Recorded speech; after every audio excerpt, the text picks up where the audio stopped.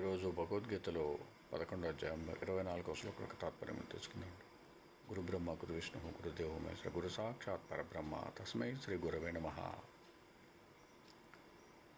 నభః స్పృశం దీప్తమనేకవర్ణం వ్యాతాననం దీప్త విశాలనేత్రం దృష్ట్వా హి త్వాం ప్రవ్యతితాంతరాత్మ ధృతిం న విందామి శమం చ విష్ణో. తాత్పర్యం: సర్వవ్యాప్తము, గగనస్పర్శియు, తేజోమయము, నానావర్ణయుక్తము, విస్పారవదనము, ఉజ్వల విశాల నేత్రము అయిన నీ విశ్వరూపాన్ని గాంచి నా మనసు కలవరపడుతోంది. ధైర్యాన్ని, శాంతిని పొందజాలకున్నాను. ఓం సమ సద్గురు సాయినాథ్ మహారాజ్కి జయ. ఓం సమ సద్గురు భరద్వాజ్ మహారాజ్కి జయ.